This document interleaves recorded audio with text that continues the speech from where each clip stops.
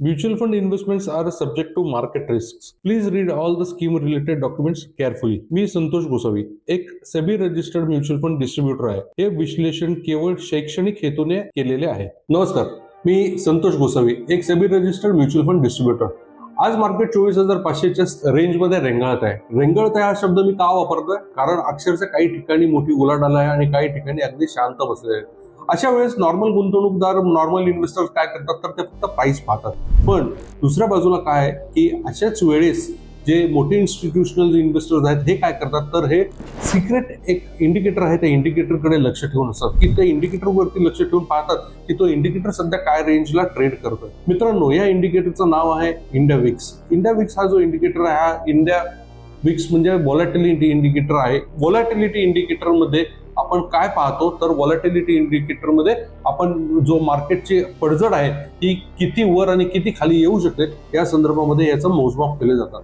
जसं आपण निफ्टीच्या बद्दल बोलतो तर निफ्टी हे मार्केटची जशी दिशा ठरवतं तसंच इंडिया विक्स हा जो ग्रिड आहे हा तुम्हाला समजवतो की तुम्हाला मार्केटमध्ये किती पडझड होऊ शकते. मित्रांनो, तुम्ही ना स्टार्ट टू एंड पर्यंत हा व्हिडिओ जर पाहिलात ना तर तुमच्या जर एक्झिस्टिंग गुंतवणुकी असेल तर आणि तुम्हाला जर त्या गुंतवणुकीवर प्रश्न असतील की बापरे सध्याची मार्केटमध्ये जी पडझड चालू आहे या मार्केटची पडझड थांबणार कधी किंवा मार्केट अजून वरती जायला कधी चालू करेल किंवा मार्केट जर पडलं तर अजून किती पडेल, या सगळ्या प्रश्नांची उत्तरं तुम्हाला देणार आहे. आणि फक्त देणारच नाहीये, तुम्ही जर या व्हिडिओमध्ये एंड पर्यंत पाहिलात तर तुम्हाला मी एक टेक्निकल गोष्ट जे सगळे लोक वापरतात, ही सगळी गोष्ट जे कुठल्याही टीव्ही चॅनलवरती आज सांगत नाही या संदर्भामध्ये मी तुम्हाला गाईड करणार आहे. आणि ही गोष्ट तुम्ही जर तुमच्या अंमलात आणली तर तुम्हाला स्वतःच्या इन्व्हेस्टमेंटच्या बद्दल तुम्हाला अजिबात कधी कोणावरती जबाबदार व्हायची गरज नाही, राहायची गरज नाही. आणि तुम्ही स्वतःच तुमच्या इन्व्हेस्टमेंटच्या बद्दल तुम्ही एक कॉल घेऊ शकता की तुम्ही आता मार्केटमध्ये काय केलं पाहिजे. तर मित्रांनो, आपण सर्वात आधी ना आता इथे हे पाहूया की हे जे इंडिया विक्स आहे हे इंडिया विक्स ऍक्च्युअली काय आहे आणि इथे त्याचं महत्व काय.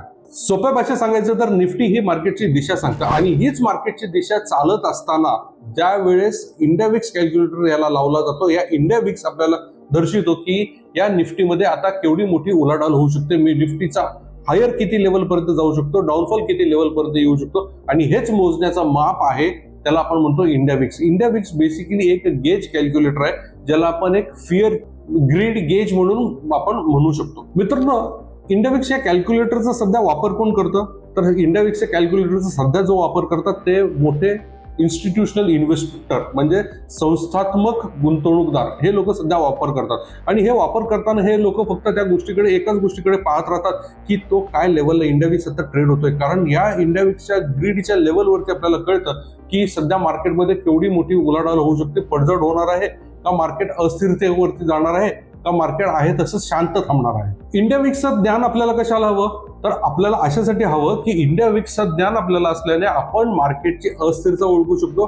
मार्केटमध्ये जर केलेली गुंतवणूक असेल त्या गुंतवणुकीवरनं आपण निष्कर्षावरती येऊ शकतो की आपली गुंतवणूक आता जी केलेली आहे ही योग्य आहे, गुंतवणूक मार्केटच्या पडझड बरोबर ती इन सिंक आहे का, आपली गुंतवणूक चुकतीये का, आपल्याला काही ऑल्टरेशन करण्याची गरज आहे. इंडिया विक्समुळे आपल्याला संधी ओळखता येते की मार्केटमध्ये आता काय चालू आहे. इंडिया विक्स ज्यावेळेस हाय लेवलला असतं त्यावेळेस मार्केटमध्ये पडझड असतं, मार्केटमध्ये व्हॉलॅटिलिटी असते आणि ऍक्च्युली एक घाबरलेली आजूबाजूला स्थिती असते. आणि अशीच एक वेळ आहे ज्या वेळेस तुम्ही तुमची गुंतवणुकीतनं बाहेर न पडता त्या गुंतवणुकीला वाढ करण्याची किंवा त्याच्यामध्ये अजून इन्व्हेस्टमेंट वाढवण्याची वेळ आहे, ही आपण संधी ओळखण्याची वेळ आहे. चला आता आपण ह्याला डायरेक्टली कॅल्क्युलेशनच्या हिशोबाने पाहूया. आज मार्केट ट्रेड होतोय 24,500च्या हिशोबाने आणि आज मार्केटमध्ये इंडिया विक्स काय लेवलला ट्रेड होतोय तर तो लेवलला ट्रेड होतोय 19 या लेवलला तो ट्रेड होतोय.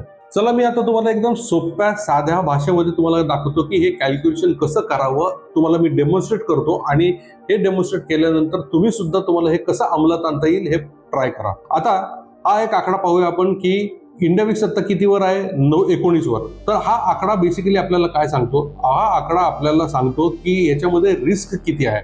पण आपल्याला काय हवंय की आपल्याला पुढच्या काही दिवसात त्याचा स्पष्ट अंदाज कसा काढता येईल या संदर्भामध्ये हे सांगत नाहीये. याचा अर्थ असा की इंडिया विक्स आता जो 19ला आहे हा पूर्ण वर्षामध्ये 19% हा मार्केट वर जाऊ शकतं किंवा 19% खाली जाऊ शकतं, या संदर्भामध्ये हे आपल्याला इंडिकेटर दर्शवतं.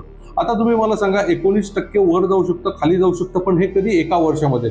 ज्यावेळेस मी गुंतवणूकदारांबरोबर बोलतो त्यावेळेस लोक मला सांगतात की सर तुम्ही 1 वर्षाचं आम्हाला कशाला आता सांगता, 1 वर्षाचं सांगू नका आम्हाला आत्ता मार्केटमध्ये काय होईल, पुढच्या महिन्यात, पुढच्या आठवड्यात या संदर्भामध्ये सांगा, किंवा उद्या मार्केटमध्ये काय होईल. तर ह्या सुद्धा संदर्भामध्ये तुम्हाला इंडिया विक्स या टेक्निकल इंडिकेटरनी तुम्ही स्वतः कॅल्क्युलेट करू शकता. आता जर तुम्हाला रोजचा अंदाज काढायचा असेल तर फक्त एक आकडा तुम्हाला लक्षात ठेवायचा आहे. तो आकडा आहे द 16 रूल, 16. 19 जो आहे हा आता इंडिया विक्स ज्या आकड्यावरती ट्रेड होतोय तो 19 आहे. तो डिवायडेड बाय 16, तर 16ने त्याला जर भागलं तर 1.18% येतो. याचा अर्थ निफ्टी दररोज साधारण 1.18% म्हणजेच 290 पॉईंट खाली किंवा वर जाऊ शकतो. दुसरं काय आहे की महिन्याभराचा अंदाज जर काढायचा असेल तर आपल्याला तो 3.46 हा रूल तुम्हाला लक्षात ठेवायला लागेल. म्हणजे 19 हा जो तुमचा इंडिकेटरचा आकडा आहे आता इंडिया विक्सचा, तो इंडिया विक्सचा जो आकडा आहे 19चा, ह्याला तुम्ही डिवाइड करा 3.46 नी, तर याचा उत्तर मला येतं ते 5.49. याचा अर्थ की सरासरी ऑन अँड ॲव्हरेज एका महिन्याभरामध्ये मार्केट तुम्हाला 5.5% वर किंवा 5.5% खाली या दोन्ही रेंजमध्ये तुम्हाला मार्केट सापडू शकतं. तर आता तुम्हाला जसं कळालं की मार्केट आता वर किती जाऊ शकतं, खाली किती जाऊ शकतं, या हिशोबाने तुम्ही तुमच्या स्वतःच्या गुंतवणुकीबद्दल सुद्धा तुम्ही निर्णय घेऊ शकता. ज्या पद्धतीने मार्केट वर जाते त्या पद्धतीने तुमची गुंतवणूक त्या पद्धती प्रमाणामध्ये वाढली पाहिजे, आणि ज्या पद्धतीने मार्केट खाली पडतं त्या पद्धतीने तुमची गुंतवणूक खाली पडली पाहिजे. पण लक्षात ठेवा की ज्यावेळेस तुमच्या गुंतवणुकीकडे पाहता आणि ज्यावेळेस मार्केटमध्ये त्याचं कोरिलेशन करायला जाता आणि त्यावेळेस तुम्हाला कळतं की तुमची गुंतवणूक ही मार्केटच्या सिंकमध्ये नाही आणि त्यापेक्षा जास्त पडते, याचा अर्थ तुम्हाला हे अलर्ट होण्याचा आहे. आणि याचाच अर्थ असा आहे की तुमच्या ज्या इन्व्हेस्टमेंट्समध्ये जे ऍसेट अलोकेशन आहे हे ऍसेट अलोकेशन तुम्हाला रिचेक करण्याची गरज आहे. तुम्हाला तुमचे इन्व्हेस्टमेंट्स रिव्ह्यू करून घेण्याची गरज आहे. कारण इथेच तुम्हाला कळतं की तुमचे इन्व्हेस्टमेंट्स तुमच्या उद्दिष्टांपर्यंत तुम्हाला नेण्यामध्ये समर्थ आहेत का नाही आहेत का, त्याच्यामध्ये तुम्हाला काही बदल करावे लागतील. मित्रांनो, जर तुम्हाला अस्थिरता वाटत असेल आणि तुम्हाला रोजच्या मार्केटच्या पडझडीमुळे तुम्हाला असं वाटत असेल की बाबा माझं काहीतरी चुकतंय आणि माझ्या गुंतवणूक खरंच माझ्यासाठी योग्य आहेत का, माझ्या उद्दिष्टांपर्यंत पोहोचतील का, किंवा त्या तुम्हाला नेण्यासाठी समर्थ आहेत का, तर तुम्हाला काय करायचं आहे, आत्ताच तुम्हाला या नंबरवरती दिलेला कॉल करायचा आहे आणि माझ्या टीमशी एक संपर्क साधून माझ्या टीमशी एक अपॉइंटमेंट बुक करायची. आणि त्या अपॉइंटमेंटमध्ये तुम्हाला तुमच्या उद्दिष्टांच्या बद्दल ते विचारतील. ज्यावेळेस तुम्हाला तुमच्या फायनान्शियल प्लॅनिंगच्या बद्दल विचारतील त्यावेळेस तुम्हाला त्याच्यावर ते डिस्कस करून तुम्हाला क्लिअर इन्फॉर्मेशन मिळते की तुमचे इन्व्हेस्टमेंट्स तुमच्या गोल्स पर्यंत अलाइंड आहेत का, आणि जर त्याच्यात काही तुम्हाला ऑल्टरेशन्स करायचे असेल तर आम्ही तुम्हाला त्या ऑल्टरेशन्स करणंही सुचवतो. मित्रांनो, गुंतवणुकीमध्ये नेहमी एकच म्हणलेलं असतं की गुंतवणूक करताना नेहमी तुमच्या लॉजिकनी गुंतवणूक करा. इमोशन्स तुमच्या गुंतवणुकीमध्ये आणू नका.